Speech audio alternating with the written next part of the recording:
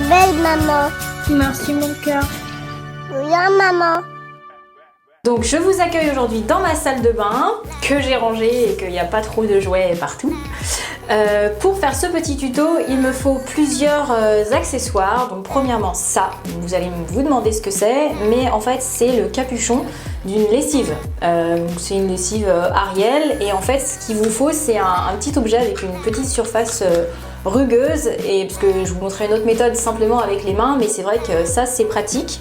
Deuxièmement, il me faut un savon liquide. Donc moi c'est un savon que j'avais eu dans le kit quand j'avais acheté 2 Beauty Blender en même temps, mais vous pouvez aussi prendre un savon liquide pour laver les mains, un savon de Marseille, enfin n'importe quel savon fera l'affaire. Et enfin troisième et dernier outil pour ce tuto, un rouleau de PQ. Donc bienvenue dans le monde glamour du maquillage et des paillettes.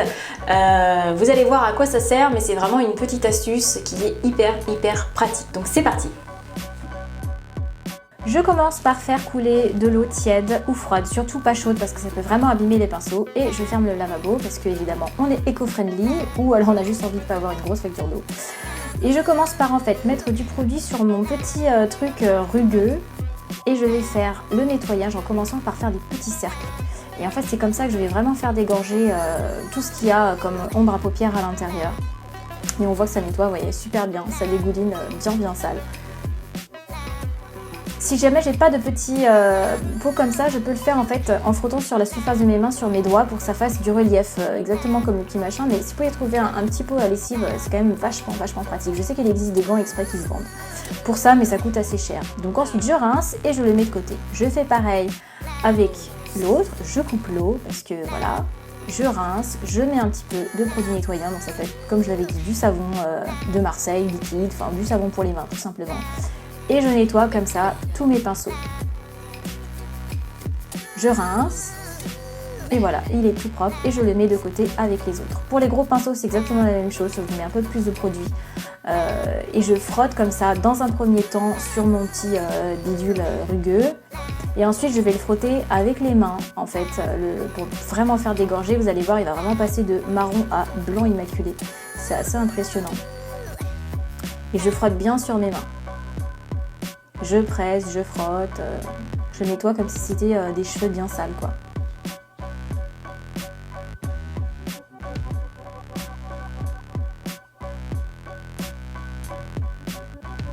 Quand il commence à reprendre une couleur propre, je peux commencer à le rincer. Je rince et ensuite j'essore. Et je le place de côté avec les autres.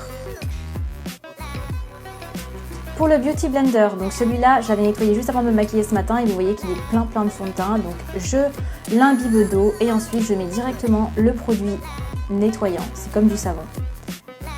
J'en mets partout, surtout là où il y a des traces de fond de teint. Et en fait, je vais le presser comme si c'était, je sais pas, un truc à presser, une orange, j'en sais rien. Et en fait, je vais faire sortir comme si, il faut imaginer comme s'il y avait des pores de la peau où il fallait faire sortir des points noirs. Et là, je vais faire en fait sortir tout le fond de teint qu'il y a eu dedans. Donc je vais le malaxer comme ça, je le rince une première fois et je regarde si tout est bien parti. Et vous allez voir que non, il y a un endroit, un petit spot où il reste du fond de teint qui était bien en profondeur. Ici. Et donc je vais juste remettre du produit et pincer pour le faire sortir. Voilà, et là on voit bien le fond de teint qui sort du corps de l'éponge.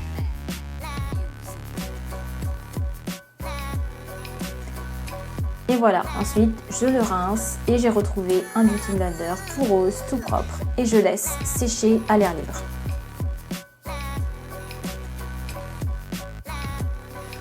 Pour terminer ce tuto, j'ai besoin d'un rouleau de PQ et d'une assistante, ou pas.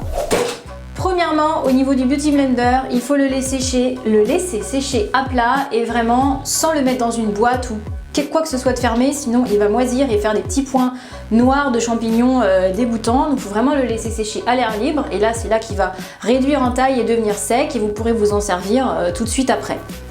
Voilà ma méthode pour sécher mes pinceaux, en fait, où j'aurais pas besoin de les laisser sécher toute la nuit, mais seulement 2 ou 3 heures suffiront. Donc je prends une feuille de rouleau de papier toilette et j'enroule bien les poils. Je ferme comme ça et ensuite je pose à plat. Et tout le papier toilette va absorber en fait l'humidité qu'il y a dans le pinceau. Et je fais ça avec tous les pinceaux, donc je peux prendre une feuille ou deux. J'emballe bien.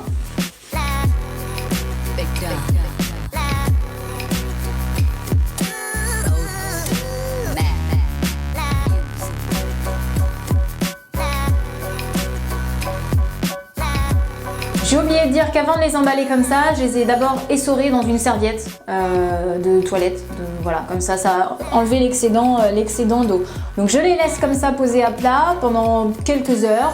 Et ensuite, quand je reviendrai les chercher, ils seront tout secs, tout propres et prêts à resservir. Voilà. Une fois que vous avez laissé poser vos pinceaux bien à plat avec le papier toilette autour, vous allez pouvoir au bout de 2, 3, 4 heures, les récupérer, enlever le papier toilette et récupérer des pinceaux tout propres et parfaitement secs en fait, qui ont gardé leur forme en fait bien dense. C'est terminé pour ce tuto, j'espère qu'il vous aura plu et qu'il vous aura été utile. N'hésitez pas à liker, commenter, partager, Facebook, Instagram, Twitter j'y suis pas encore du tout.